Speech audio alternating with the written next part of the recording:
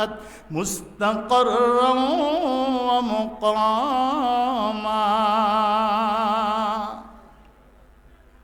صدق الله العظيم وصدق رسوله النبي الكريم ونحن ذلك من الشاهدين والحمد لله رب العالمين وجاء في الحديث الشريف قال النبي صلى الله عليه وسلم حجبت الجنة بالمكاره وحجبت النار بالشهوات ما رواه البخاري أو كما قال عليه الصلاة والسلام وقال تعالى في شان حبيبه ومحبوبه ومعشوقه الكريم إن الله وملائكته يصلون على النبي يا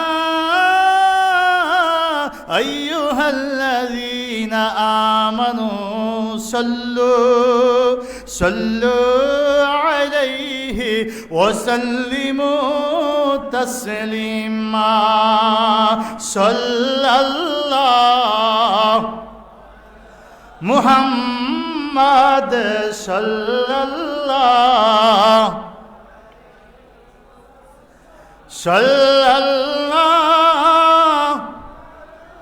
মুহাম্মদ সাল্লাল্লাহ। আমরা দুরূদ শরীফ পড়তেছি কার উপর? প্রিয় নবীজি আমাদের আপন না পর, কাছের না দূরের? উম্মতের দুরূদ সালাম নবীর কাছে পৌঁছে কি পৌঁছে না? নবী উম্মত চিনে কি চিনে না? উম্মতের দুরূদ সালাম নবী শুনে কি শুনে না? কোন উম্মত কোন শব্দে কোন ভাষায় কি আবেগ নিয়ে কি প্রেম নিয়ে কি ভালোবাসা নিয়ে কি ইচ্ছায় কি পাওয়ার আশায় দুরূদ সালাম পড়তেছে, আল্লাহর নবীর কাছে সব পৌঁছে। যেমন যার চাওয়া তেমন হয় তার পাওয়া। কি ঠিক না বেঠিক? আসেন আমরা প্রাণ খুলে দিল খুলে যারা সজাগ আছি আমার প্রিয় নবীকে ভালোবেসে একটু তাজিমে মোহাব্বতে দাঁড়াইয়া সালাম জানাইয়া নবী মুআলাইকা ইয়া রাসূল সালাম ইয়া হাবিব সালাম সালাওয়াতুল্লাহ। ভাইরা আমার, আমরা যারা দূরে আছি আমাদের হযরত পীর সাহেব কেল্লা, আমাদের শায়েখ, আমাদের মোর্শেদ, আমাদের আমির যারা নিজের অজান্তেই ঘুমিয়ে পড়ছে ক্লান্তিতে, তাদের কথা ভিন্ন। আর আমরা যারা সজাগ আছি একটু মেহেরবানি করে আস্তে আস্তে স্টেজের কাছাকাছি এসে বসার চেষ্টা করব। বিশ্রামের সময় হুজুর কেবলা অবশ্যই আমাদেরকে বিশ্রামের সময় দিবেন। দেখেন রাত্রেও হুজুর আমাদেরকে সময় দেন, সকালেও তালিমের পরে হুজুর আমাদেরকে একটু বিশ্রামের সময় দেন, নাস্তার সময় দেন। এজন্য যখন সময় হবে আমাদের আমির আমাদেরকে অবশ্যই সময় দিবেন, আমরা বিশ্রাম নেব। তার আগ পর্যন্ত হুজুরের হুকুম হয়েছে দ্বীনের বিষয়ে আমি দুইটা কথা বলবো, আল্লাহর হাবিব সাল্লাল্লাহু আলাইহি ওয়াসাল্লামের প্রেম মোহাব্বত ভক্তি নিয়ে। আপনারা মেহেরবানি করে আস্তে আস্তে একটু স্টেজের কাছাকাছি আসলে ভালো হয়। আসুন আমরা প্রাণ ভরে নবীকে সালাম জানাইয়া নবী সালাম ইয়া রাসূল সালাম ইয়া হাবিব সালাম আলাইকা সালাওয়াতুল্লাহ।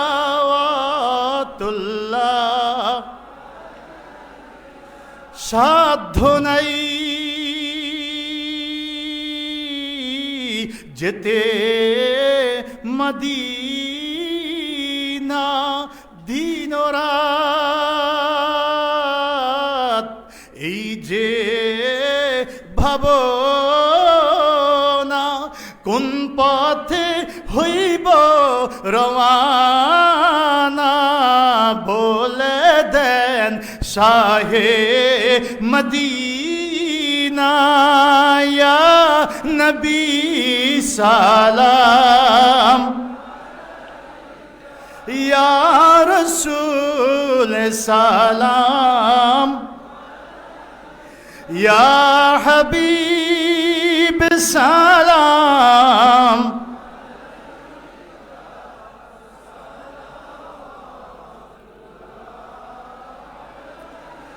যেতে যদি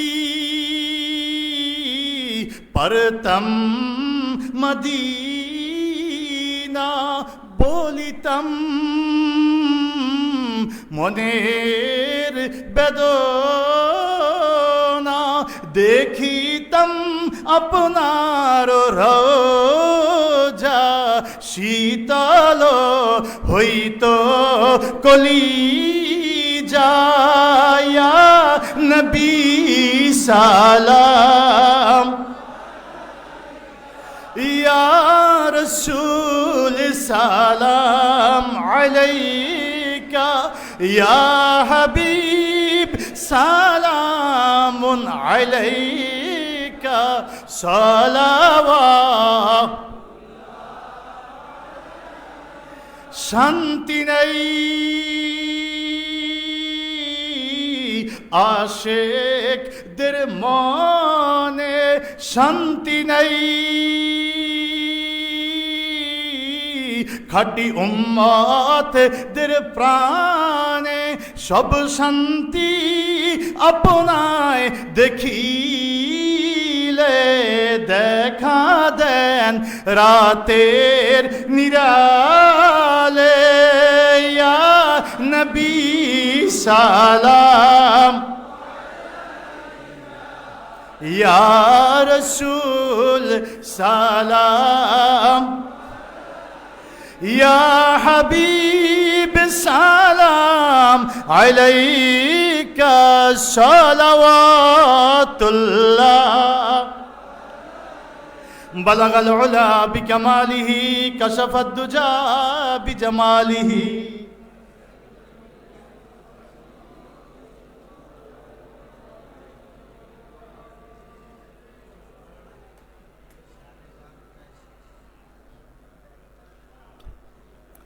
শতাব্দীর শ্রেষ্ঠতম আধ্যাত্মিক ও রাজনৈতিক দিনই আল্লাহওয়ালা মানুষ গড়ার, সোনালী যুগের মানুষ গড়ার মহামূল্যবান কোহিনূর সরসিনা দরবার শরীফের মরহুম কুতুব ত্রয়ের 135তম বার্ষিক আজিমুস শান ইসালে সোয়াবাজ জদওয়ার মাহফিলের সদরে আঞ্জুমান, আমাদের মাথার তাজ, আমাদের পরম শ্রদ্ধেয় মুরব্বী, আমাদের মোরশেদ আমির হিজবুল্লাহ, আমিরুস শরীয়ত, আমিরুত তরিকত, দাফিউল বিদআহ, মুহিউস সুন্নাহ সরসিনা শরীফের আলা শাহ আবু নসর নিসারউদ্দিন আহমদ হুসেন, বর্তমান হযরত পীর সাহেব হুজুর কিবলা মাদ্দাজিল্লাহুল আলী। উপস্থিত রয়েছেন বাংলাদেশ জমিয়তে হিজবুল্লাহ সিনিয়র নায়েবে আমির মরহুম হুজুর কিবলার কলিজার টুকরা ছোট সাহেব জাদা আলহাজ হজরত মাওলানা শাহ আবু বকর সালে মোহাম্মদ নিসারুল্লাহ ছোট শাহ সাহেব হুজুর কিবলা মাদ্দাজিল্লাহুল আলী। সরসিনা দারুস সুন্নাত জামিয়া ইসলামিয়া, জামিয়া নেসরিয়া দিনিয়া ও হাফিজিয়া মাদ্রাসার মুহতারাম আসাতিজা ইকরাম, সমগ্র বাংলাদেশ থেকে আগত আল্লাহ প্রেমিক, রসুল প্রেমিক, দিনদার, ইমানদার, দরবারের ভক্ত, মুহিব্বিন, আশিকিন, প্রিয় মোমেন মুসলমান ভাইয়েরা, যুবক বন্ধুরা, মাদ্রাসায় পড়া নিষ্পাপ কচিকাচা তালিবুল ইলম, নাবালিগ শিশুরা, আলোচনার শুরুতে এই মহান রবের দরবারে শুকরিয়া আদায় করব, যিনি ইচ্ছা করলে এই গভীর রজনীতে সাগরে বা পাহাড়ে কোনো এক বিপদেও আমাদেরকে রাখতে পারতেন।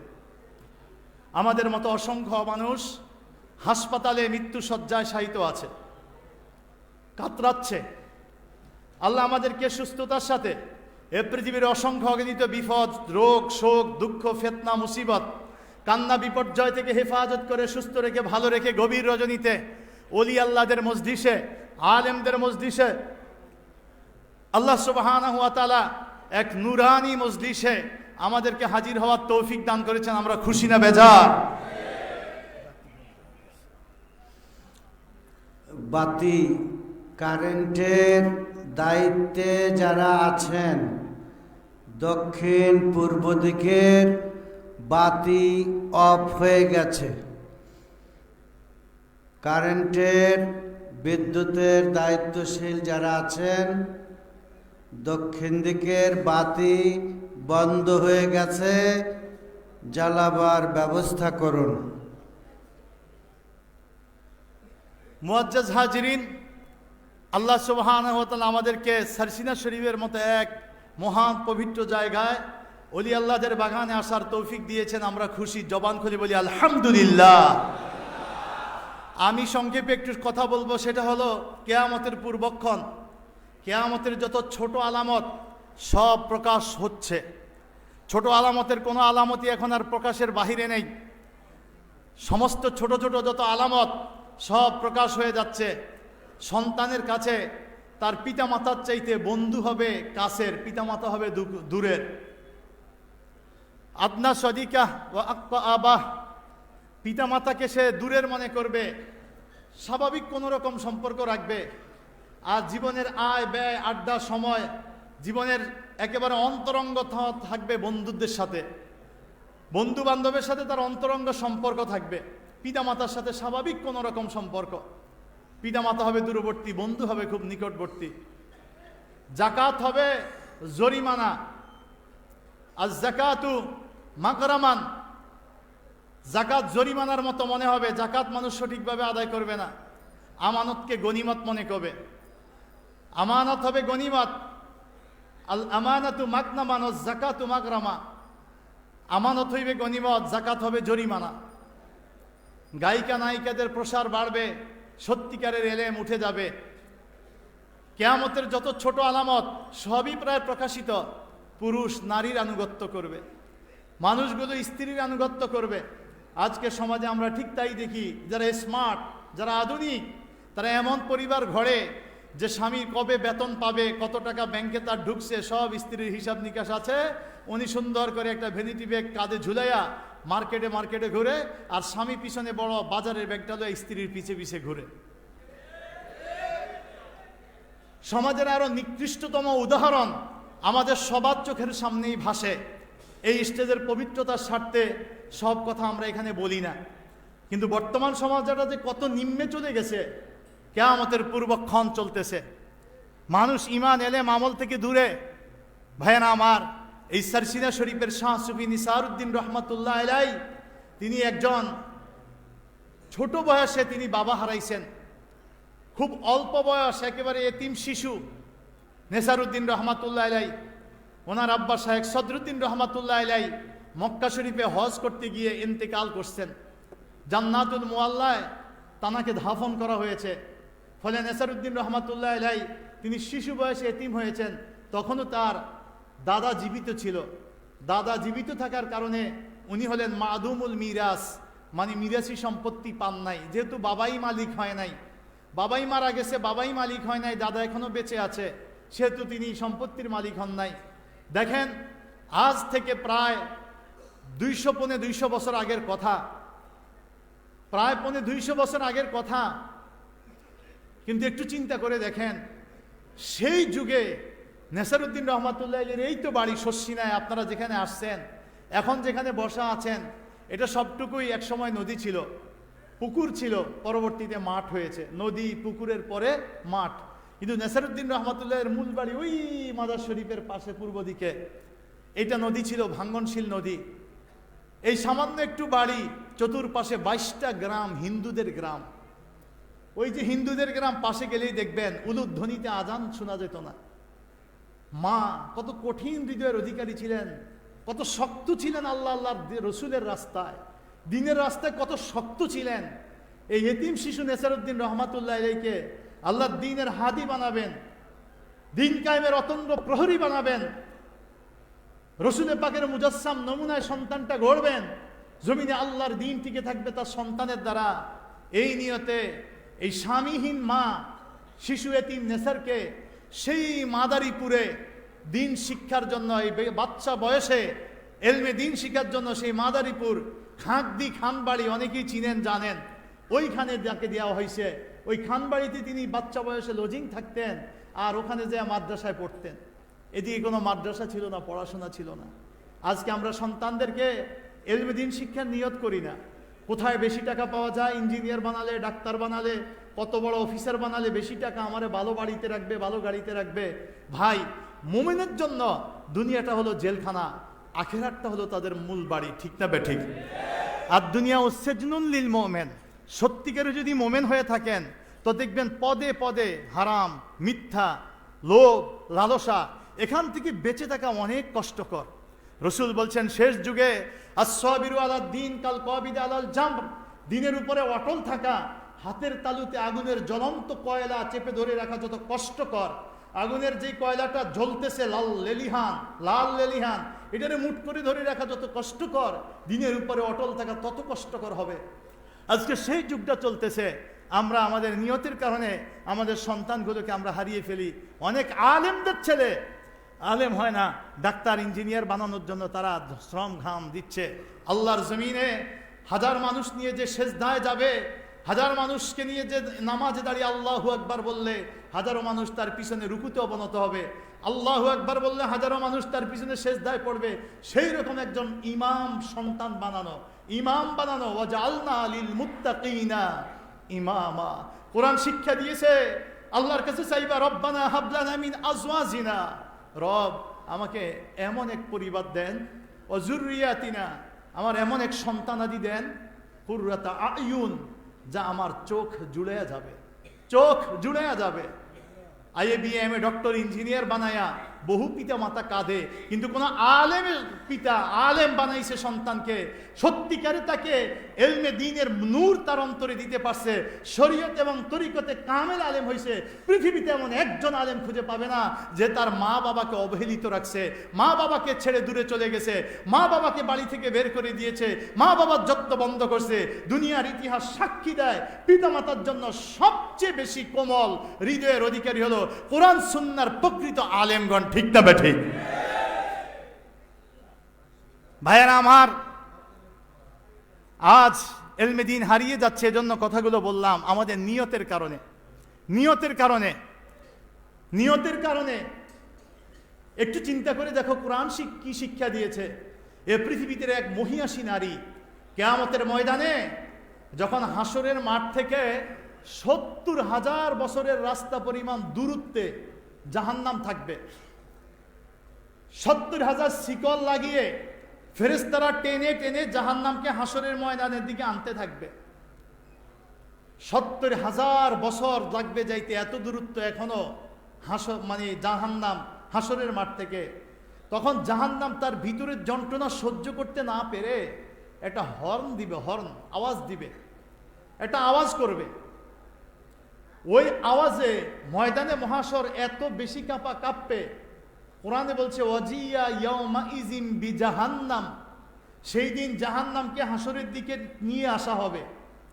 এই আয়াতের তাফসিরে আল্লামা সানাউল্লাহ পানিপতি রহমাতুল্লাহ লিখছেন, পৃথিবীর সব মানুষ ওই জাহান্নামের গর্জন শুনে ময়দানে মহাশরে সব সেজদায় পড়ে যাবে আর বলবে নাফসি নাফসি নাফসি, রব আমাকে বাঁচাও, আমারে বাঁচাও, বাঁচতে চাইবে। একটা মানুষ পৃথিবীর সবচেয়ে বেশি দরদি, যে মায়ের দরদি। দুনিয়া মায়ের প্রতি আমাদের সবারই কম বেশি দরদ আছে না নাই? 10 মাস 10 দিন গর্ভে রাখছে, অথচ আমার পেটে আপনার পেটে একটা ছোট পাথর যদি জন্ম নেয়, পেটে পাথর হয়, ও পাথরের ব্যথায় আমরা অসহ্য যন্ত্রণা অনুভব করি, হাসপাতালে যাই, চেক আপ করি, পাথর ধরা পড়লে জমি বেচে আমরা অপারেশন চিকিৎসা করি, টাকা ধার করে চিকিৎসা করি। যাদের টাকা ধারেরও রাস্তা নাই, জমি বেচারও রাস্তা নাই, বাসে লঞ্চে ভিক্ষা করে তারপরে নিজের চিকিৎসাটা করে যে আমার পিত্তে পাথর হয়েছে, আমি পাথরের ব্যথায় সহজ জীবন যাপন করতে পারতেছি না, আপনারা একটু সহযোগিতা করেন, আমি একটু অপারেশন করব, বেঁচে থাকতে চাই, একটু শান্তি পাইতে চাই, আমার একটু সহযোগিতা। একটা ভিক্ষা করে মানুষ একটু ছোট্ট পাথরের ব্যথার অনুভব করে। আর আমরা 3 কেজি 3.5 কেজি 4 কেজি 5 কেজি হলে একটা সন্তান, জিন্দা মানুষ, যে মাকে চুষে চুষে খাচ্ছি, নাভির সাথে মূল লাগায়া একবারে 2 ফোঁটা পানি থেকে আমরা এত বড় একটা আকৃতি নিছি, নিজকে বড় করে তুলেছি, মাকে চুষে চুষে। মায়ের পেটের নিচের দিকে থাকে সন্তানের মাথা, আর কলিজার দিকে থাকে সন্তানের পা। সাইনার বিজ্ঞানীগণ এটাকে গবেষণা করে বলছে, শোনো, সন্তান মায়ের গর্ভ থাকাকালে পা দিয়ে যে সে নাড়াচাড়া করে, সে যেহেতু জিন্দা। দেখবেন গর্ভবতী মায়েরা যদি অনুভব করে যে আজকে 1 দিন 2 দিন 3 দিন আমার পেটের সন্তান কোনো নাড়াচাড়া করে না, ওনারা কান্না শুরু করে, না জানি সন্তান মারা গেছে, এখন আর নড়ে না কেন। তার এই নড়ার কারণে সে বোঝে আমার সন্তান বেঁচে আছে। আর ওই যে সন্তান নড়াচড়া করে, সে যে পা দিয়ে লাথি মারে, মায়ের কলিজায় এক একজন সন্তান এই মায়ের গর্ভে থাকাকালে 492 বার 492 বার কলিজায় লাথি মারে। যদি দুনিয়ার কোনো মানুষ পেটের ভিতরে না থেকে উপর থেকে এই প্রকারে একটা লাথি মারত, যে লাথিটা তার কলিজা পর্যন্ত যায় পৌঁছে, তাহলে ও মানুষটা এক লাথিতেই মারা যাইত। কিন্তু মা জননী গর্ভের ভিতরে সন্তান রেখে 492 বার এই লাথি মানে সহ্য করে, আর চোখের পানি ছেড়ে কাঁদে। কখনো স্বামীকেও বুঝতে দেওয়ার চেষ্টা করে না, পরিবারের কাউকে বুঝতে দেওয়ার চেষ্টা করে না যে সে এত কষ্টে আছে। এজন্য আল্লাহ কোরআনে বলছে, হামালাতহু উম্মুহু আহনান আলা ওয়াহনিন, কষ্টের উপরে কষ্ট। কষ্টের চেয়ে কষ্ট যদি পৃথিবীতে কোনো কিছু থাকে, সেটা হলো মা তার সন্তানকে গর্ভে নিয়ে এই কষ্টটা করে। এজন্য আমরা সন্তান যারা চিরজীবন মায়ের কাছে ঋণী। কি ঠিক না বেঠিক? আরো জোরে বলেন ঠিক না বেঠিক? ভাইরা আমার আপনার মা যেমন আমারে আপনারে এত ভালোবাসে, নেসারউদ্দিন রহমাতুল্লাহ আলাইহি তানার মাও তাকে কম ভালোবাসতো না। পিতা চলে গেছে দুনিয়া থেকে, এতিম সন্তান শিশু কোথায়? সেই মাদারীপুর খাঁকদি খানবাড়ি, ওই জায়গায় তাকে রেখে আসছে আল্লাহর দ্বীন শিক্ষার জন্য। এজন্যই আমি গোলাম দেখেছি যারা তাদের সন্তানকে কলিজা দিয়ে ভালোবাসে, কিন্তু আদর্শ শিখবার জন্য, আদব শিখবার জন্য, এলেম শিখবার জন্য কোথায় নোয়াখালী, কোথায় রংপুর, কোথায় দিনাজপুর, কোথায় বাগেরহাট, কোথায় বাংলাদেশের উত্তর দক্ষিণ সন্তানগুলোকে চুমা দিয়া শস্যিনা মাদ্রাসায় ভর্তি করা যায়। ঠিক না বেঠি? যারা এ মায়ার বন্ধন ছিন্ন করে সন্তানকে আল্লাহর চিনানোর জন্য রেখে যেতে পারে, তারাই সফল কাম হয়, তারাই সফল কাম হয়। ভাইরা আমার, নেসারউদ্দিন রহমাতুল্লাহ আলাইহিকে কোথায় রেখে আসছে? আর আমি রেফারেন্স টানছি পবিত্র কোরআনে। দুনিয়ার সব সন্তান মায়ের প্রেমিক, কিন্তু কোরআন প্রমাণ করেছে, আল্লাহ রসুলের হাদিস প্রমাণ করেছে, সকল সন্তানদের মধ্যে মায়ের শ্রেষ্ঠ প্রেমিক সন্তান হযরতে ঈসা আলাইহিস সালাম। ঈসা আলাইহিস সালাম মাকে সবচেয়ে বেশি ভালোবাসতেন। তার মায়ের নাম হযরত মরিয়ম আলাইহিস সালাম। কি নাম? সবাই বলেন। পবিত্র কোরআনে মরিয়ম নামে সূরা আছে? কথা বলেন। 19 নম্বর সূরা। কত নাম্বার? 19 নম্বর সূরার নাম সূরা মরিয়ম। পবিত্র কোরআনের 114 সূরার 19 নম্বর নাম সূরা মরিয়ম। এই সূরা মরিয়ম, মরিয়মের নামে সূরা।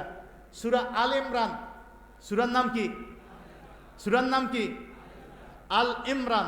এটা কোরআনের 3 নম্বর সূরা। সূরা ফাতিহা, সূরা বাকারা, সূরা আল ইমরান। এই মরিয়ম আলাইহিস সালামের পিতার নাম হইল ইমরান আলাইহিস সালাম। বাবার নামেও সূরা আছে, মেয়ের নামেও সূরা আছে। কিন্তু পবিত্র কোরআন সাক্ষী দেয়, মরিয়ম আলাইহিস সালামের পিতা মরিয়ম আলাইহিস সালামকে গর্ভে রাখা অবস্থায়, মায়ের গর্ভে থাকা অবস্থায় পিতা মারা গেছে। আমাদের নবী আলাইহিস সালাম দুনিয়া এসে বাবা দেখেন নাই।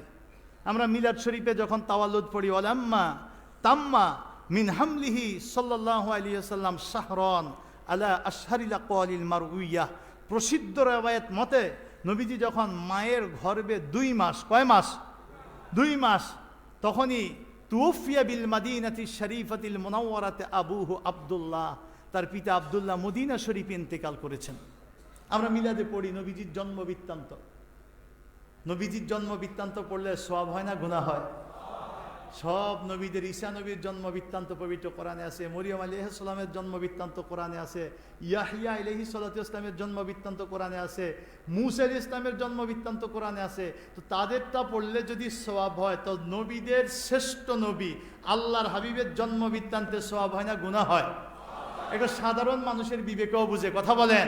কিন্তু কিয়ামতের আগে একদল আলেম নামদারি এটা বুঝে, নিজের বেলায় সব বুঝে, পরের বেলায় মোটেও না। আল্লাহ এদের থেকে আমাদেরকে যে হেফাজত করছে, এ দরবারে আলো দেখাইছে। এ দরবার ব্যক্তি পূজারী না, এ দরবার ব্যক্তি আদর্শের কথা বলে না, নববী আদর্শের শিক্ষা এই দরবার দেয়। কথা বলেন ঠিক না বেঠিক? এ দরবার মানুষকে নবী প্রেমিক করে তোলে। ভাইরা আমার, ঈসা আলাইহিস সালাতু ওয়াস সালাম মায়ের সবচেয়ে বেশি দরদি। এই মা, তার মা নাম ছিল হান্না বিনতে ফাকুদা। কি নাম? সবাই বলেন না, হান্না বিনতে ফাকুদা। পিতার নাম ইমরান আলাইহিস সালাম। পিতার নাম কি? এনারা সারা জীবন সংসার করেছে, কোনো সন্তান হয় নাই। সারা জীবন সংসার ছিল, সন্তান হয় নাই। একেবারে বৃদ্ধ বয়সে হযরত ইমরান আলাইহিস সালাতু ওয়াস সালাম আর তার স্ত্রী হান্না বিনতে ফাকুদা দুইজন বসা, তাকায় দেখে গাছের ঢালে একটা পাখি বাসা করছে। মা পাখিটা যখন উড়ে উড়ে আসছে গাছের ঢালে ওই বাসার কাছে, তো বাচ্চা পাখি ওই বাসার ভিতর থেকে দুইটা বাচ্চা, পাখির বাচ্চা দুইটা মুখ খুলে দিছে। মুখ খুলে দিয়ে খাবারটা, কারণ পাখিদের এইভাবে হাতে করে খাবার আনার মতো সিস্টেম আল্লাহ পাখিদেরকে দেয় নাই। পাখিরা নিজের যতটুক খাবার খায় আর সন্তানের জন্য বাকিটা মুখে করে নিয়ে আসে। সন্তান বাসার কাছে আসলে বুঝে মা খাবার নিয়ে আসছে। আল্লাহ পাক যারে যেভাবে সৃষ্টি করছে তার জ্ঞানটাও আল্লাহ ওইভাবে দিয়েছে। হাঁসের বাচ্চাকে সাঁতার কাটার জ্ঞান দিছে কে? মুরগির বাচ্চা কিন্তু এত শিশু বয়সে এটা পারে না। মুরগি সাঁতার কাটতে পারে না, হাঁসের বাচ্চা ঠিকই নেমে সাঁতার কাটতেছে। আমারে আপনারে মায়ের দুধ কিভাবে খাওয়ায়, অথচ গরুর বাচ্চা, এই যে গাভীর বাচ্চা, তার কিন্তু আমার আপনার মতো এত কষ্ট করে খাওয়ানো লাগে না। কথা বলেন না? সে নিজের মুখ থেকে অল্পতেই খাবার নেওয়ার সিস্টেম আল্লাহ তারে দিয়ে দিছে। ভাইরা আমার, হান্না বিনতে ফাকুদা তাকায় দেখে মা পাখি যখন উড়ে উড়ে আসলো বাসার কাছে এসে বাচ্চা দুইটার মুখের ভিতরে মা মুখ ঢুকাইয়া দিল। মায়ের মুখ বাচ্চার মুখের ভিতরে দিয়ে গলা থেকে উদ্গীরণ করে করে খাবার খাওয়াচ্ছে। এত আদর সন্তানের জন্য হান্না বিনতে ফাকুদা চোখ দিয়ে পানি পড়ে গেছে এই বিষয়টা দেখে। পাশে বসা স্বামী আল্লাহর জলিল কদর পয়গম্বর হযরতে ইমরান আলাইহিস সালাতু ওয়াস সালাম বললেন, বিবি কিসে তোমাকে কাঁদাচ্ছে? কে তোমাকে কষ্ট দিচ্ছে? বলো, তুমি আমার পাশে বসে কাঁদো, কি যেন তোমার অসুবিধা বলো, আমার কাছে বলো, আমি সব অসুবিধা দূরীভূত করার চেষ্টা করব। বলে, স্বামী ওই যে দেখেন গাছের ঢালে পাখির বাসা, দুইটা বাচ্চা, ওই বাসার ভিতরে মা পাখি নিজের খাবারটা খেয়ে বাকিটুকু সন্তানের জন্য মুখের মধ্যে করে নিয়ে আসলেন। গলার ভিতরে দিয়ে ভিতরে দেয় নাই, পেটে দেয় নাই, মুখের মধ্যে জমা করে বাচ্চার জন্য খাবার নিয়ে আসছে। বাসার কাছে আসা মাত্র এই বাচ্চাগুলো কি করে মুখ খুলে দিল, আর মা পাখি কি করে বাচ্চাকে পান করাচ্ছে, খাবার খাওয়াচ্ছে। স্বামী সারা জীবন সংসার করেছি, কোনোদিন আপনার কাছে কোনো আবেদন করি নাই। মূলত একজন নারীর নারীত্ব মাতৃত্বের মধ্যে, নারীর নারীত্ব মাতৃত্বের মধ্যে। যে নারী মা হতে পারে না সে কখনো তাকে নিজকে একজন পরিপূর্ণ নারী মনে করে না। মা হতে পারলেই সে তার দুনিয়াকে সার্থক মনে করে। আল্লাহ যাকে মা হওয়ার জন্য দুনিয়ায় বানাইছে, ওই নারী যখন মা হইতে পারে না, ওই ব্যথা দুনিয়ার কাউরে সে বুঝাইতে পারে না। এই ব্যথা কেমন ব্যথা দেখেন, একটা বাচ্চা পাখিগুলোকে মা কি করে খাওয়ায়। হযরত ইমরান আলাইহিস সালাম হাত তুলে বলছে, আল্লাহ, এই বিবি কোনোদিন আমাকে বলে নাই, আল্লাহর কাছে বলেন যেন আমাদেরকে রিজিক বাড়াইয়া দেয়, যেন আমাদেরকে টাকা পয়সা অর্থ সম্পদ ভোগ বিলাসের উপকরণ বাড়াইয়া দেয়। কোনোদিন সে আমার কাছে দুনিয়ায় কিছু চায় নাই। খেয়ে থাকলেও আল্লাহ আপনার শুকরিয়া করে সংসারে ছিল, না খেয়ে থাকলেও কোনোদিন অভাব অভিযোগ করে নাই, শুকরিয়া করেছিল। আজকে আমার এই শেষ বয়সে বিবি আমার কাছে যে কথাটা বলছে, যদি আমার বয়স হয়ে গেছে বৃদ্ধকাল, কিন্তু তুমি তো কোনো কাজে অক্ষম নয়, তুমি তো ফকিরের বাদশা বানাও, বাদশারে ফকির বানাও, ঠিক না বেঠি? তুমি তো নারী বানাও, পুরুষ বানাও, ক্ষমতা তোমার আছে। তোমার কাছে আমি চাইলাম, আমার স্ত্রী মা হতে চায়, তুমি তো আল্লাহ অক্ষম নয়, তুমি তো মুর্দারেরও জিন্দা করতে পারো, জিন্দারেও মুর্দা করতে পারো, তুমি বন্দারের সন্তান দিতে পারো, এ ক্ষমতা তোমার আছে। আল্লাহ, আমি তোমার কাছে আজকে চাইলাম আমার স্ত্রীর এই আবেদনটুকু তুমি কবুল করো। এরপরেই আল্লাহ সুবহানাহু ওয়া তাআলা এই বৃদ্ধ এবং বৃদ্ধা এই সংসারে আল্লাহ পাক সন্তান দিলেন। ইমরান আলাইহিস সালাতু ওয়াস সালামের স্ত্রী হান্না বিনতে ফাকুদা গর্ভবতী হলেন, পেটে সন্তান আসলো, কিন্তু আল্লাহ পাকের কি হিকমত, ইমরান নবীকে উনি দুনিয়া থেকে নিয়ে গেলেন। মালিকের কি কুদরত! এই জন্য দেখেন আমাদের মধ্যে অনেককে আল্লাহ পরীক্ষা করেন, এক একজনকে এক একভাবে। আমরা এমন কেউ নাই পৃথিবীতে যে আমি চিরসুখী। চিরসুখী পৃথিবীতে কোনো মানুষ হতে পারে না। চিরসুখ একমাত্র জান্নাতে। চিরসুখ কোথায়? যে যত বড় প্রেসিডেন্ট সে তত বড় গার্ড লইয়া চলে, তার শত্রু তত বেশি। কথা বলেন? তার শত্রু তত বেশি, অত বেশি তারে পাহারা দিয়ে রাখা লাগে। আপনারা শুনবেন, আমি নাম বলবো না, বাংলাদেশের কোন এক প্রেসিডেন্ট এই গত কয়েক বছর আগে সে বলছে, আমি এমন এক ফড়া কুফাইল্লা একটা ডিম বছরকে বছর অপেক্ষা করছি, কিন্তু একটা ডিম পূর্ণ একটা ডিম আমার নসিবে জোড়ে নেই। বছরকে বছরের মধ্যে একটা ডিম আমি পুরা খাইতে পারি না, এক পিস গোশত আমি পুরা খাইতে পারি না। বাংলাদেশের কোন এক প্রেসিডেন্ট, নাম বললাম না, আফসোস করে বলছে, দেখেন আমি কত সুখে আছি, একটা ডিম আমি পুরা খাইতে পারি না। আমার মনে যা আছে এই কথাটা আমি কোনোদিন জাতির সামনে কইতে পারি না। আমার ডিম খাইতে হইলে একটারে আগে অর্ধেক কইরা অর্ধেক পরীক্ষা নিরীক্ষা করে, এটা বিষ আছে কিনা, ভেজাল আছে কিনা, এইটা পরীক্ষা করতে করতে অর্ধেক চলে যায়, আর অর্ধেক ডিম আমার কিসমতে হয়। তা আপনারা মনে করেন যে ওখানে মনে হয় কত সুখ? না, সকল সুখের সুখ জান্নাতে। আর প্রত্যেক মানুষই আমরা দুনিয়ায় বিভিন্নভাবে আল্লাহর পরীক্ষায় আছি। এখানে ধৈর্য ধারণ করে ইবাদতের উপরে জিন্দেগি করে আল্লাহর উপর অঢেল আস্থা ও বিশ্বাস নিয়ে, ভক্তি নিয়ে, ইখলাস নিয়ে চলে চলে চলে চলে চলে চলে দুনিয়ার সব ব্যথাকে ব্যথা না মনে করে আখেরাতে পাওয়ার প্রত্যাশা করে আমাদেরকে দুনিয়া ছেড়ে ঈমান নিয়ে যেতে হবে, ঠিক না ঠিক? তবে আল্লাহ আমাদেরকে জান্নাতে অসীম সুখে রাখবেন, যেখানে আর কোনো দুঃখ নাই, যেখানে মুখ ছাঁচা লাগবে না, নখ কাটা লাগবে না, দাড়ি কাটা লাগবে না, দাড়ি লম্বা করা, খাটো করা, চুল কাটা, ফসম কাটা। জান্নাতি ব্যক্তি এমন এক জান্নাত যেখানে শরীরে কোনো ফসমই নেই। সুবহানাল্লাহ। কি এক জান্নাত আল্লাহ বানাইবে! একটা কাপড় এই যে গায়ে দিছেন, এটা যদি 10,000 বছরও গায়ে দেন, তারপরে এটা পুরান হবে না। কি হবে না? ভাঁজ পড়বে না, পুরান হবে না। আপনি এখন গায়ে দিছেন, যেমন ইনটেক 10,000 বছর গায়ে দিল ঠিক একই রকম থাকবে। এমন এক জান্নাত, কোনো বমি নাই, বেগ নাই। এমন এক জান্নাত, পেশাব নাই, পায়খানা নাই। যত খাইবেন, যত হাজার কোটি বছর চলবেন, কোনোদিন কোনো পেশাবের ব্যাগ হবে না। শরীরে ব্যথা, বেদনা, মোচড়ায়, কামড়ায়, কোনো শব্দ নাই, এগুলো নাই। এমন এক জান্নাত, আপনি মনে করবেন যে আমি এখন 1000 মাইল উপরে হাওয়ায় বাসবো। তা আল্লাহ কোরআনে বলছে ফুরুশিম মারফুয়া। শুধু মনে হওয়া মাত্রই আপনার সোনার সিংহাসন 1000 মাইল উপর উঠে হাওয়ায় ভাসাবে।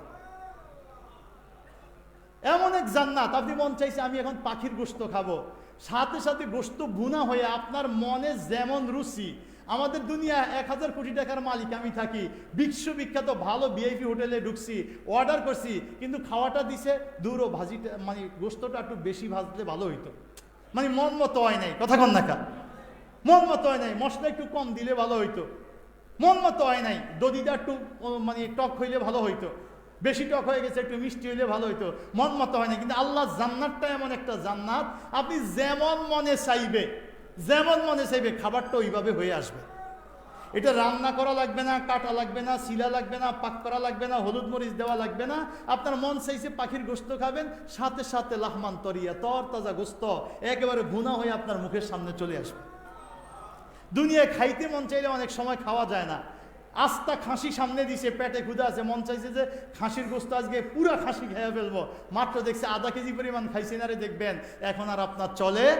আর জান্নাতে আপনার মনে যতক্ষণ চায় বান্দা ততক্ষণ খাইবে, খাইতে খাইতে পেট ভরে যাবে, একটা ঢেকুর আসবে, সব হজম আবার খাবে, যত মন চায় খাইতে থাকবে। প্রত্যেক লোকমা এক এক রকম স্বাদ, সব লোকমা একরকম স্বাদ না। আপনার এক এক সময় মনে যখন যা চাইবে, এক এক লোকমা এক এক রকম স্বাদ। একটা ফল 70 রকমের স্বাদ হবে। আরো জোরে, কি শান্তি চান আপনি? বিল্ডিং একটা 6666 তলা, হাদিস শরীফে আসছে। কোরআনের আয়াতের সংখ্যা কত? সবাই বলেন না, কোরআনের আয়াতের সংখ্যা কত? কোরআনের আয়াতের সংখ্যা যত, জান্নাতের প্রাসাদের তলার সংখ্যা, বিল্ডিং এর যে তালা, একতলা, দুইতলা, 100, 500, 700 তলার সংখ্যা হইবে তত 6666। হাদিস শরীফ আসছে, রসুল বলছে, আল্লাহ বলবে ইকরা ওয়ারতাকে, শুধু আয়াতগুলো পড়ো আর উঠতে থাকো, পড়ো আর উঠতে থাকো, যত পড়বা তত উঠতে থাকবা। বলেন না সুবহানাল্লাহ। 6600। একটা ইট হবে স্বর্ণের, ইট কিসের? আরেকটা ইট হবে রৌপ্যের, মধ্যে সিমেন্টের কাজ করবে মণিমুক্তা দিয়া। এরপরে এভাবে থাকবে না, এটার বকৃত কালার হবে বান্দার অন্তরে যখন যেই কালার চায়, অন্তরে যখন আপনার যেই কালার চাইবে বিল্ডিং এর কালার এরকম হয়ে যাবে। আপনি মনে করবেন যে আমি এখন বাইরে আছি, আমার বিল্ডিং এর ভিতরে কেউ কিছু না দেখুক, কেউ কিছু দেখবে না। আপনি মনে করবেন বিল্ডিং এর ভিতরে ঢুকে যে আমি এখন 882 তলায় আছি, আমি সব দেখব কিন্তু কেউ আমারে দেখবে না। মা তাস্তাহি আনফুসুকুম ফিহা ওয়া মা তাদউন, তোমার অন্তরে যা চায় আমি তাই তোমার জন্য হাজির করে রাখবো। আল্লাহ বলছে এটার কারিশমার কুদরত তেমন, মালা আইনুন রাত ওয়ালা উজুনুন সামিয়াত ওয়ালা খাতারা আলা কলবে বাশার। রসুল বলে দেন পৃথিবীর কেউ কোনোদিন দেখে নাই, কেউ কোনোদিন শুনে নাই, আর আমি যা বর্ণনা শুনাইতেছি এটা একটা ধারণা মাত্র। কোনো অন্তর, পৃথিবীর কোনো মানুষের কোনো জ্ঞানী বিজ্ঞানীর অন্তর কোনোদিন আমার জান্নাত যে কত সুন্দর এটা কল্পনাও করতে পারবে না। আপনি শুয়ে শুয়ে কল্পনা করেন যে এমন হইতে পারে, পৃথিবীর কেউ এটার বাস্তবতা কল্পনাও করতে পারবে না, কল্পনারও ঊর্ধ্বে। আল্লাহ এই জিনিস থাকছে জান্নাতীদের জন্য। এজন্য আল্লাহ বলছে তোমরা যারা মোমেন, আমি তাদেরকে দুনিয়ায় ক্রয় করে নিয়েছি। কি করে নিয়েছি?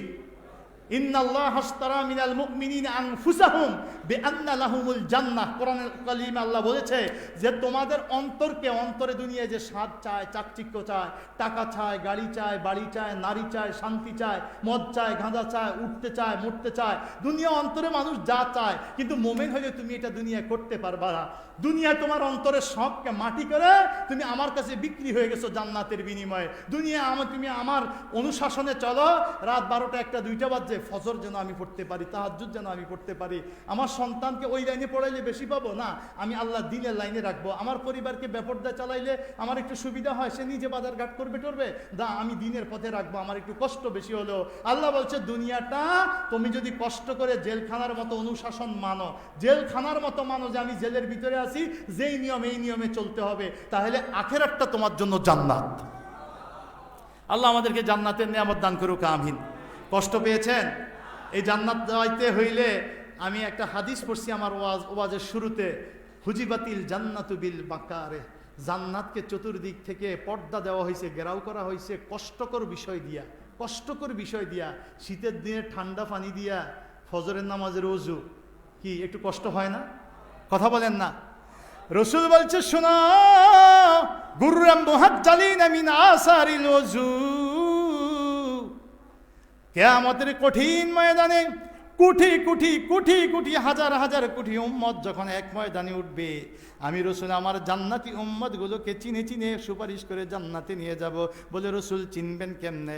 বলে যদি ময়দানে কুঠি ঘোড়া থাকে, এদের মধ্যে কিছু চাঁদ কপালওয়ালা, সাদা কাঁধ কপালওয়ালা ঘোড়া থাকে, ওই ঘোড়াগুলোকে যেমন তুমি কুঠি ঘোড়ার ভিতরে থেকে দেখে দেখে বের করে নিয়ে আসতে পারবে, ঠিক একইভাবে আমি রসুল আমার উম্মতেরা যে কষ্ট সত্ত্বেও পরিপূর্ণভাবে অজু করবে, অজুর কারণে তাদের এই চেহারা, তাদের এই হাত, তাদের এই পা, তাদের এই মাথা আল্লাহ পাক হাসরের ময়দানে নূরে নুরানি করে দিবে। ওদেরকে দেখে দেখে, নূর দেখে দেখে, গুররাম মুহাজ্জালিনা মিন আসারিল ওযু, ওযুর প্রভাবে তাদের মধ্যে যে নূর সৃষ্টি হবে, ওইটা দেখে দেখে আমি রসুল তাদেরকে বেছে বেছে জান্নাতি নিয়ে আসবো। এজন্য কষ্ট সত্ত্বেও অজু পরিপূর্ণ করে করো। অজু করতে কষ্ট হয়, অনেকে পানি একটু দিয়া পা, এটা আদব না, এটা পা পুত্রিত ধোয়া হয় না, এতে অজুই না হওয়ার সম্ভাবনা আছে। দুনিয়া হয়ে আল্লাহর জান্নাতে যেতে হলে কিছু কষ্ট করতেই হবে। কথা বলেন ঠিক না বেঠিক? সেই কষ্ট করেই তো সন্তান সংসার সব ছেড়ে এই শীতকালে মাঠে আইসা ঘুমাইতেছি, মাঠে আইসা ওয়াজ শুনতেছি, বাড়িঘর আরাম, তোষক কম্বল খাট ছেড়ে। কথা বলেন ঠিক না বেঠিক? আমাদের এই কষ্ট যেন চিরজীবন স্মরণীয় হয়ে থাকে। এই দরবার থেকে হুজুর কেবলার যে তালিম আমরা পাই, আজকে এই ময়দানে যে তালিম পাইছি, সকাল সন্ধ্যায় আল্লাহর জিকির আছে না নাই? আছে না নাই? জিকিরে আল্লাহ মিলে, দুরুদে রসুল মিলে, জিকিরে আল্লাহ মিলে, দুরুদে রসুল মিলে মিলে কি না মিলে দেখে না বসে নীরব হালে জিকিরে আল্লাহ মিলে মিলে কি মিলে না? তবে আজকে সারসিনা শরীফ যারা আসছেন হৃদয় দিয়ে বলবো শুনো, যারা বয়াত হয় নাই, মুরিদ হয় নাই, প্রশিক্ষণ নেয় নাই, তাদের মাঝে আজ যারা আপনারা হক্কানি ওলির হাতে বয়াত হয়েছেন, মুরিদ হয়েছেন, প্রশিক্ষণ নিচ্ছেন, এদের মাঝে জিকিরে ব্যাপক ব্যবধান শুনেন। যারা পড়াশোনা করে ভালো ভালো মাদ্রাসা ইউনিভার্সিটিতে, ওদের মধ্যে শিক্ষা দীক্ষার যে একটা মান হয়, মানুষের একটা গুণাগুণ পরিবর্তন হয়। যারা শিক্ষা দীক্ষা শিখে না, এলেম আমল অর্জন করে না, তাদের সাথে এই শিক্ষিত লোকের একটা ব্যবধান আছে না নাই? এজন্য স্বাভাবিকভাবেও বলে আল আওয়াম কাল হাওয়াম, সাধারণ মানুষ হলো মূর্খ মানুষ পশু তুল্য। এটা একটা বাংলা প্রবাদ বাক্য আছে। আওয়াম হাওয়াম, মূর্খতা মানুষ পশুর তুল্য। পশুরও শিক্ষা দীক্ষা নাই, মানুষ হইলেও মূর্খ থাকলে, শিক্ষা দীক্ষা না থাকলে ওই আচরণ হয়। শিক্ষিত লোকের কাছ থেকে মানুষ একটা ভিন্ন কিছু আশা করে, তার গুণাগুণ পরিবর্তন হবে। ঠিক আপনারা যারা বয়াত মুরিদ হয় নাই, তারা এলমে তরিকার শিক্ষায় আসে নাই, তারা অন্ধ জগতে আছে। আমরা যারা আল্লাহ পাক আমাদেরকে হক্কানি ওলির হাতে বয়াত মুরিদ করেছে, আমাদের শিক্ষার একটা গুণে আমাদেরকে ব্যতিক্রম করবে। যেমন আমাদের জিকির, সারা বাংলাদেশ নয় সারা পৃথিবীতে যারা হক্কানি ওলিদের হাতে বয়াত না হয়ে জিকির শিখে নাই, তারা জিকির করে শুধু জিব্বা দিয়া, মুকা জিব্বা দিয়া, আল্লাহ আল্লাহ আল্লাহ আল্লাহ লা ইলাহা ইল্লাল্লাহ লা ইলাহা ইল্লাল্লাহ। আমরা গ্রামে যখন মানুষগুলোকে নিয়ে ফজরের নামাজ পড়ি, গ্রাম অঞ্চলে যে কোনো গ্রামে সবাই যখন মসজিদে বসে বলি আজ সকালবেলা একটু জিকির করা, এটা আল্লাহর কোরআনের নির্দেশ। অজকুর রব্বাকা ফি নাফসিকা তাদাররুআ ওয়া খিফা দুনাল জাহরি মিনাল কওলি বিল গুদুই ওয়াল আসল ওয়ালা তাকুম মিনাল গাফিলিন। গাফিল হইও না। সকাল সন্ধ্যা যারা আল্লাহ জিকির করে, তাদের সাথে আল্লাহ পাক জিকির করার হুকুম দিছে। তো এই কথা বলে যখন সবাই নিয়ে জিকির করি, আমরা দেখি যারা তরিকত ফন্তি না, তারা জিকির করে লা ইলাহা ইল্লাল্লাহ লা ইলাহা ইল্লাল্লাহ লা ইলাহা ইল্লাল্লাহ লা ইলাহা ইল্লাল্লাহ। ওই জিব্বা আর মুখ এই দুইটা। আর আমরা যারা তরিকত ফন্তি, আমাদের পীর সবক দেয়। দেখেন আমাদের ইউনিভার্সিটি, আমাদের শিক্ষা শুরু হয় কোথায় থেকে? একটা মানুষের শরীরে শয়তান প্রবেশ করে নাভিমূল দিয়া। মানুষের শরীরে শয়তান প্রবেশ করে কি করে না? আরে কথা কন না। আমার নবীজি বলছে, কোনো বাচ্চা যখন মায়ের পেট থেকে জন্মগ্রহণ করে, তো প্রথম যে ওয়া করে কান্নার আওয়াজটা করে, প্রথম আওয়াজটাই শয়তানের খোঁচায় করে। ইয়াজরি মিন মাজরাদ দাম, শয়তান মানুষের রক্তের সাথে চলাফেরা করে, শরীরে ঢুকে। শয়তান মানুষের অন্তরে জঙ্গল গেড়ে, মানে আসন গেড়ে বসে। আর শয়তানু জাসিমুন আলা কলবে ইবনে আদম, বুখারী শরীফের হাদিস। শয়তান মানুষের কলবে, কলবে ইবনে আদম, বনি আদমের কলবের মধ্যে শয়তান জাসেম, একবার আসন গাড়িয়া বসে। ইজা যাকারাল্লাহ খনাসা, বান্দা যদি আল্লাহ স্মরণ জিকির করে তো সে দুর্বৃত হয়ে যায়, থাকতে পারে না শরীরে। আবার যখন জিকির শেষ করে বা গাফেল হয়, তখন আসিয়া অন্তরে বসে। এজন্য আল্লাহর ওলিরা 24 ঘন্টা একটা লোককে যেন জিকিরে রাখতে পারে, এই জন্য প্রথমে 300, 500, 700, 900, 1100, 1300, 1500, এরপরে তওবা, এরপরে আয়াতের মুকারাকাবা। এক সময় তাকে শ্বাসে নিঃশ্বাসে 5 আনপাস, প্রতি শ্বাসে নিঃশ্বাসে জিকিরের প্রশিক্ষণ দেয়। 24 ঘন্টা তার শ্বাসে প্রশ্বাসে জিকির চলবে। এমন অবস্থা হয় সর্বশেষ শরীরের 72,000 পশমের গোড়া দিয়ে জিকির জারি হয়। এটা ওলি আল্লাহদের ইউনিভার্সিটির ধাপ, এটা ওলি আল্লাহদের শিক্ষার ধাপ। আমরা সর্বসাধারণ যখন মুরিদ হই, তখন আমাদেরকে শিক্ষা দেয় লা ইলাহা, সবাই বলেন লা ইলাহা। লাটা নাভিমূল থেকে ডাইন কাঁধ, এখান থেকে মাথার তালুতে ইলাহা, এখান থেকে কপালের মধ্যভাগ হয়ে বাম স্তনের 2 আঙ্গুল নিচে হইল মানুষের কলব। মানুষের যে কলবটা, আত্মাটা, এটা কোথায় থাকে? এটা পায়েও না, মাথায়ও না, এটা হাতেও না, এটাই বাম স্তনের ঠিক 2 আঙ্গুল নিচে কলব। আমার কথা নয়, কোরআনুল কারীমে বলছে ওয়ালাকিন তামাল কুলুব আল্লাতী ফিস সুদূর। কলব কোথায়? সুদূরে, বক্ষে। হাদিস শরীফে নবীজি ইশারা দিছে, ইউশিরু ইলাই, এদিকে ইশারা দিছে, আত্তাকওয়া হাহুনা, আত্তাকওয়া হাহুনা, আত্তাকওয়া হাহুনা। তাকওয়া এখানে, এখানে, এখানে। ইউশিরু ইলা সদরি, এই এখানে বলতে নবীজি আঙ্গুল দিয়া এই বুকের দিকে দেখাইছে। তাকওয়াটা এখানে, কলবে তাকওয়া থাকে, কলবটা এখানে। তাহলে কলব হইল বুকে, বাম স্তনের 2 আঙ্গুল নিচে। আল্লাহর কোরআন বলে, শোনো, যারা আমার খাঁটি মুমিন বান্দা হবে, যারা আমার সত্যিকারের প্রেমিক হবে, ইজা যুকিরাল্লাহ অজিলাত কুলুবুহুম, বান্দা যখন আল্লাহর জিকির করবে, আল্লাহ আল্লাহ আল্লাহ আল্লাহ, ভয় নিয়া ভয় দিয়া ময়দানে মহাশরে কি হবে ওই ভয় বান্দা করতেছে, চোখ বন্ধ করে দিয়েছে, দুনিয়ার হাল সে ছেড়ে দিয়েছে। আমি আমার কলবের দিকে মুতাওয়াজ্জিহ আছি, আমার কল হযরত পীর সাহেব কেবলার কলবের উসিলায় আল্লাহ পাকের তরফ মুতাওয়াজ্জিহ আছে। তাহলে আমার হাত কই, পা কই, কোথায় বসা, কোন বাড়ি, কোন বংশ, কোন তালি, কে আছে পাশে, এগুলো সব ভুলে যে সরাসরি সে নিজকে শূন্য করে দিবে। আমি আমার কলবের দিকে মুতাওয়াজ্জিহ আছি, আমার কলব হযরত পীর সাহেব কেবলার কলবের উসিলায় আল্লাহ পাকের তরফ মুতাওয়াজ্জিহ আছে। আল্লাহ পাকের তরফ হইতে সৃষ্টিয়া তরিকার নেসবত অনুযায়ী নফিসবাদ জিকিরের ফায়েজ আমার কলবে এসে আল্লাহর ভয় ও মোহাব্বত মারেফতের নূর মালুম হোক। এই যে আল্লাহর ভয়, আমি যে গুনাহগুলো করছি, পবিত্র কোরআনুল কারীমের সূরা আল ইমরান 135 নম্বর আয়াত আল্লাহ সুবহানাহু ওয়া তাআলা বলে, শুনো, ওয়াল্লাযীনা ইযা ফাআলু ফাহিশাতান আও যালামু আনফুসাহুম যাকারুল্লাহ ফাস্তাগফিরু লিযুনুবিহিম ওয়া মান ইয়াগফিরুয যুনুবা ইল্লাল্লাহ ওয়া লাম ইউসিররু আলা মা ফাআলু ওয়া হুম ইয়ালামুন। পবিত্র কোরআনুল কারীমের 3 নম্বর সূরা সূরা আল ইমরান 135 নম্বর আয়াতে আল্লাহ বলছে, ওয়াল্লাযীনা ইযা ফাআলু ফাহিশা, দুনিয়ার যেই মানুষগুলো খারাপ কর্ম করে ফেলে, ফাহিশা মানে হলো খারাপ কাজ, পাপের কাজ বা গুনার কাজ, দুনিয়ায় আমার যে বান্দাগুলো পাপের কাজ করে ফেলে,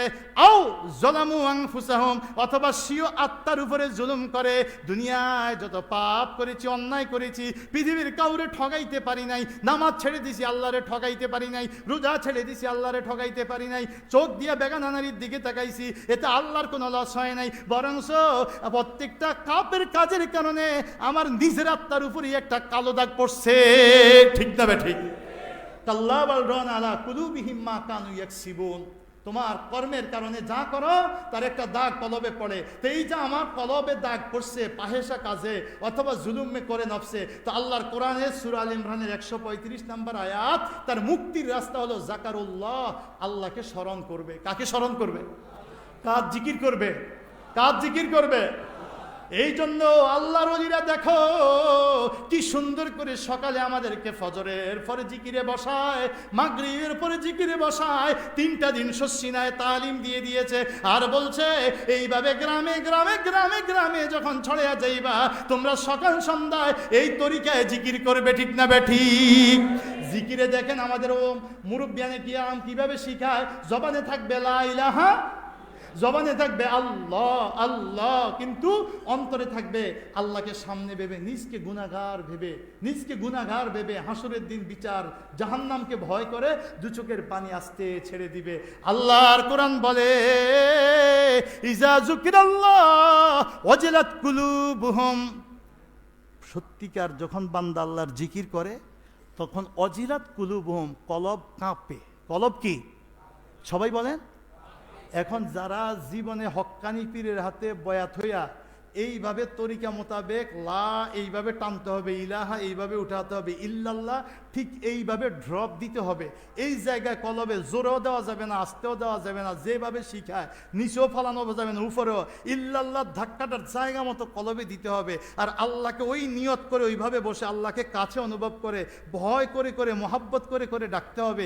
এই ডাকা যখন সে যথাযোগ্য কায়দায় হবে, আস্তে আস্তে পাপি কলবটা পরিষ্কার হইতে থাকবে, পরিষ্কার হইতে থাকবে, পরিষ্কার হইতে হইতে হইতে যখন সেটা পরিষ্কার হবে তখন আল্লাহ জিকিরে সে আস্তে আস্তে করে কাঁপা শুরু করবে, তখনই চোখে পানি আসবে। এখানে আমরা অনেকেই জিকির করি বিভিন্ন তালিমে যায়, কিন্তু আমাদের চোখে পানি আসে না। কেন আসে না? আমাদের গুনায় অন্তর কালো হয়ে রইছে। কি ঠিক না বেঠিক? আমরা এখান থেকে অনেক দূরে। এজন্য আমি বলছি আমাদের ভাগ্য ভালো শর্ষিনা শরীফে যারা আসছি যে আমরা সঠিক রাস্তায় উঠে পারতে পারছি। ইনশাআল্লাহ আমরা আমাদের এই তালিম এখান থেকে হুজুর কিবলা যে তালিম আমাদেরকে দিবেন, আমাদের এতেকাদ থাকবে মজবুত এতেকাদ। এই কিয়ামতের পূর্বক্ষণে এক ধরনের ক্ষমতা লুবিরা ইসলামটাকে ব্যবহার করে নিজের গদিটাকে হাসিল করার জন্য যেইভাবে উঠে পড়ে লাগছে, কথা বলেন ঠিক না বেঠিক, তাদের বিষয় ভিতরের দিকে তাকাইলে আমরা দেখি তারা নবীদেরকে পর্যন্ত ছাড়ে নাই, সমালোচনার ঊর্ধ্বে বলতে রাজি না। নবীদের পর্যন্ত তারা সমালোচনা করে, নবীদের পর্যন্ত ভুল ধরে, নবীদেরকে পর্যন্ত গুনাহগার বলতে চায়। সাহাবায়ে কেরামের ব্যাপারে তাদের বদ আকিদা, খারাপ আকিদা। আউলিয়া কেরাম বলতে তো তারা কিছু মানতেই চায় না, শুধুমাত্র স্বার্থের কারণে। যেমন আমরা দেখছি এইবার বিধর্মীদের পূজায় অনেকে চরিত্র প্রকাশ হয়ে গেছে। কথা কন, দুইটা ভোটের লোভে মানুষ কি করে শিরককে পর্যন্ত ইমানের নাম দিয়ে, ইসলামের নাম দিয়ে সমর্থন করে। এই নির্লজ্জ চরিত্র জাতির সামনে দেখা গেছে কি যায় না? আমরা সাবধান এবং সতর্ক হতে হবে, আমাদের ইতিকাদ মজবুত রাখতে হবে। ওদের ওই মিষ্টি মিষ্টি কথায় আমরা আমাদের ঈমান বিসর্জন দেব? আমরা আমাদের আদর্শ ছাড়ব? আমরা আমাদের ইতিকাদ থেকে দূরে সরব? ভাইরা আমার, ইশারায় সংক্ষেপে বললাম, আমার হুজুর কেবলা মাদ্দাজিল্লাহুল আলী আমাদেরকে চূড়ান্ত দিক নির্দেশনা দিবেন। কারণ আগামীর বাংলাদেশ ইনশাল্লাহ ইসলামের বাংলাদেশ, ঠিক না বেঠিক? যে ইসলামের রূপরেখা আউলিয়া কেরাম প্রণয়ন করছে, আমরা ফতুয়া দিয়ে মুসলমানের মধ্যে দ্বিধা বিভক্ত করতে চাই না। একটি ভোটের কথা বলে মুসলমানদেরকে দলাদলি করতে চাই না। এদেশের সকল মুসলমান আমাদের দিনী ভাই। কেউ নামাজ একটু কম পড়ে, কেউ বেশি পড়তে পারে, কেউ দাঁড়িয়ে রাখছে, কেউ দাঁড়িয়ে রাখে নাই। আমাদের এই দরবার থেকে শুরু করে আমাদের সকল হক্কানি আউলিয়া কেরামের দরবারের কাজ হলো ভুল ত্রুটিযুক্ত মানুষগুলোকে পথ দেখায় দেখায় সঠিক পথে নিয়ে আসা। কথা বলেন ঠিক না বেঠিক? এদেশে এত মসজিদ ছিল না, মাদ্রাসা ছিল না, এদেশে এত খানকা ছিল না, তালিম ছিল না, আলেম ছিল না। এটা রাজা গৌর গোবিন্দের দেশ, এটা রাজা রামমোহন রায়ের দেশ, এই বাংলাদেশ রাজা পরশুরামের দেশ। সেই দেশে আউলিয়া কেরাম এসে এসে কালিমার দাওয়াত দিয়েছে, আমলের দাওয়াত দিয়েছে। আত্মহারা পথ বলা মানুষ যারা নামের আগে শ্রী লিখত তাদের শ্রী মুছেছে, যারা ধুতি পড়তো তাদের ধুতির বদলে পায়জামায় নিয়ে আসছে। এইভাবে এদেশে মুক্তব করেছে, মাদ্রাসা করছে, মসজিদ করছে, আলেম তৈরি করছে। এক শস্যিনা দরবার, 4000 আলিয়া মাদ্রাসা, প্রায় 2500-এর উপরে দিনিয়া মাদ্রাসা, লক্ষ লক্ষ আলেম তৈরি করছে এই দরবার। আজকে ঘরে ঘরে আলেম পাওয়া যায়, মসজিদ পাওয়া যায়, নামাজি পাওয়া যায়, মুসল্লি পাওয়া যায়। কথা কোন ঠিক না বেঠে? আমরা যদি আমাদের পূর্বপুরুষরা যেই দ্বারা এদেশে ঈমান ও ইসলামের খেদমত করেছে, আমরাও ঠিক অটুট থেকে আমরা বেশি পরিমাণ দিনিয়া মাদ্রাসা গড়ব, আমরা আমাদের সন্তানগুলোকে ইলমে দ্বীনের পথে রাখবো, ইনশাআল্লাহ এদেশে হক্কানি আউলিয়া কেরামের আদর্শেই সঠিক ইসলাম প্রতিষ্ঠা হবে। এর ব্যতিক্রম ইসলামের বাহিরে যায়া ভোটাভুটি কইরা আমাদের নবীজি যে রাষ্ট্রপ্রধান হয়েছে, নবীজির মার্কা কি ছিল বলেন তো দেখি? দুনিয়ার কোন আলেমের মুখে কি শুনছেন বলেন? আল্লাহ নবী কোন মার্কায় ভোটে দাঁড়াইছিল? সাহাবায়ে কেরাম কোন মার্কায় ভোটে দাঁড়াইছিল? রাষ্ট্রে একটা জিনিস প্রচলিত আছে, প্রচলিত যেটা আছে সেটা ইসলামী নয়। আমরা সমর্থন করে ইসলামী কিছু বিষয় বিধিবিধানকে বাস্তবায়ন করার জন্য যদি সম্ভব হয় আমরা অতটুকু চেষ্টা করি, কিন্তু এই বাতিল মতবাদকে আমরা ইসলামী মতবাদ বলে চালাইয়া দিতে পারবো? আর কেউ বাতিল মতবাদকে অনইসলামিককে ইসলামিক বলে চালাইয়া দিলে এটা আমরা মানব? এই দেশে ইসলাম প্রতিষ্ঠা হবে। আমার পীর সাহেব হুজুর কেবলা কিছুদিন আগে বলছেন, আমরা এই দেশে ইসলামিক খেলাফত চাই। আমার রসুলের তরিকা, 4 খলিফার তরিকা, সাহাবায়ে কেরামের তরিকা, পবিত্র কুরআন সুন্নাহর তরিকা, ইসলামী খেলাফত চাই। কথা কোন ঠিক না বেটে? আল্লাহ আমাদেরকে বুঝার তৌফিক দান করুক। আমিন আমিন, জোরে বলেন আমিন। অনেক ফিতনা প্রকাশ পাচ্ছে, আমাদের সামনে বিভিন্ন মোড়ক নিয়ে আসছে। আমরা সতর্ক থাকব। আমাদেরও আমির আছে, উনি কোনো ডাক্তার, ইঞ্জিনিয়ার আর কবিরাজ না। অনেক দলের আমির ডাক্তার, ইঞ্জিনিয়ার, কবিরাজ। কথা কন না কা? আমাদের আমির কোনো ওই ধরনের ইংলিশ শিক্ষিত প্রফেশন নয়, কোরআন সুন্নাহর বিজ্ঞ পারদর্শী আমাদের আমির, যার রক্তের দাম আছে। কথা বলেন, যাদের বংশের ঐতিহ্য আছে, যারা ফায়েজ প্রাপ্ত। আমাদের আমির আমাদেরকে যেই দিক নির্দেশনা দেয় আমরা সেই দিক নির্দেশনায় আছি। আমাদের কোনো ডাইন আর বাম নাই। কথা কন ঠিক না বেঠে? নারে তাকবীর, নারে রিসালাত, সরসিনা দরবার শরীফ, আমির হিজবুল্লাহ হরসদ পীর সাহেব হুজুর কেবলা, বাংলাদেশ জমিয়তে হিজবুল্লাহ, বাংলাদেশ যুব হিজবুল্লাহ, বাংলাদেশ আইম্মায়ে হিজবুল্লাহ, বাংলাদেশ ছাত্র হিজবুল্লাহ। নারে তাকবীর, নারে রিসালাত, আহলে সুন্নাত ওয়াল জামাত। এই গভীর রজনীতে আপনাদেরকে কষ্ট দেওয়ার জন্য অনেক অনেক দুঃখিত। হযরত পীর সাহেব হুজুর কেবলার নির্দেশে এসেছি। দোয়া চাই, দরবারের জন্য দোয়া করবেন। বিশেষ করে আমাদের হযরত পীর সাহেব হুজুর কেবলা আমাদের মরহুম পীর সাহেব হুজুর কেবলার জীবন সঙ্গিনী হজরত পীর সাহেব হুজুর কেবলার আম্মা যান এখনও বেঁচে আছেন, অসুস্থ আছেন। আমরা হৃদয় থেকে, ওনারা তো একটু বলেন, আমরা অনুভব করি না। যদি আমরা পীর মুরিদি খাঁটিভাবে করি তাহলে অবশ্যই আমাদের কলিজায় লাগার কথা। আমরা আমাদের হজরত পীর সাহেব হুজুর কেবলার আম্মাজনের জন্য দোয়া করব, ওনাদের পরিবারের জন্য দোয়া করব, আমাদের নিজেদের জন্য দোয়া করব। এই দরবারটা হলো খনির মতো। আমার শেষ কথা, এখান থেকে নিয়ে যাওয়ার মতো বহু কিছু আছে। যে যা মনস্তব করে আসে, যেভাবে চায় সে সেভাবে পায়। আল্লাহ যেন এখান থেকে শরীয়ত তরিকতে আমাদের কামেল হওয়ার তৌফিক দান করে, আমাদের বংশধরদেরকে আল্লাহ কবুল করে, আমিন। সবার কাছে দোয়া চেয়ে এখানে শেষ করছি। আসসালামু আলাইকুম ওয়া রাহমাতুল্লাহি ওয়া বারাকাতুহু।